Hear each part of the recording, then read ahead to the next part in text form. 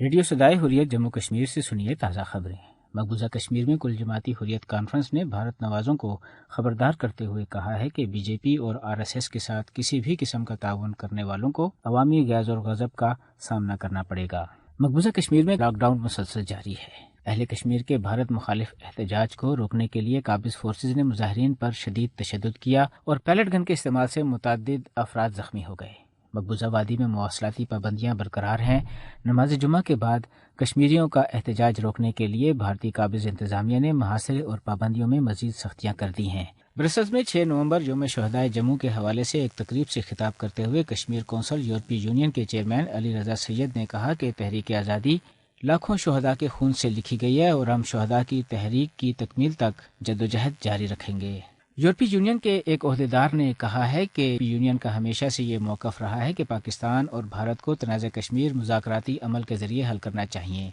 انہوں نے یورپی پارلیمنٹ کے کچھ ارکان کے مقبوضہ کشمیر کے حالیہ دورے پر حیرت کا اظہار کرتے ہوئے کہا کہ یہ دورہ مروجہ طریقہ کار سے ہٹ کر کرایا گیا۔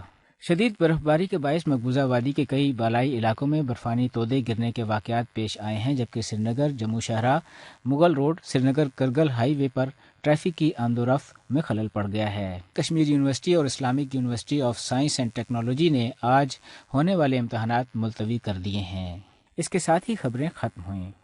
مودی حکومت کے جابرانہ طرز عمل نے 5 اگست سے ریاست جموں کشمیر کو اپنے پنجوں میں جکڑا ہوا ہے۔ لاک ڈاؤن اور جبر کو تقریباً اب 100 دن ہونے والے ہیں۔ مودی 5 اگست سے دنیا کو سب اچھا ہی کہتے آئے ہیں، مگر ریاست کے وہ لوگ جو ان حالات کی سنگینی سے خود گزرتے ہیں کیا کیا تلخ حقیقتیں بیان کرتے ہیں، آئیے سنتے ہیں۔ ان کا تو سب کچھ لاس ہو گیا، ان کی تو دنیا ہی اجڑ گئی اور 50,000 لاس جابس وہ کھو چکے ہیں۔ اور میں تو اپنے ماما پاپا سے بات بھی نہیں کر پائی، اور انفیکٹ ایسا بھی ہے میری ایک خود کی ریلیٹیو ہے، وہ کڈنی پیشنٹ ہے اور اس کا کڈنی فیلئر ہو چکا ہے۔ She is not able to get a treatment in the hospital. اور اس کے بعد کوئی کینسر پیشنٹس کو ہم یہاں سے دوائی کیسے بھیجے؟ کوریئر سروس تو بند ہے، نیٹ سروس تو بند ہے، وہاں پہ تو آلریڈی شارٹیج ہے۔ فار ایگزامپل پریگنینسی لیڈیز، ان کو اتنی مشکل ہوتی ہے وہی جانے، وہ کسی کو پتا نہیں ہے کہ ہم کتنا اور خود میں ہاسپٹل پہنچی، مجھے خود چل کے جانا پڑا، میرے پاس ٹرانسپورٹ اویلیبل نہیں تھا اور اپنی گاڑی تو لے نہیں سکتے کیونکہ کرفیو تھا۔ ہمیں تو اس سے کوئی وکاس نہیں لگتا، وکاس تو دور دور تک نہیں دکھتا ہے۔ ہم تو تب سے بند ہے گھر پہ،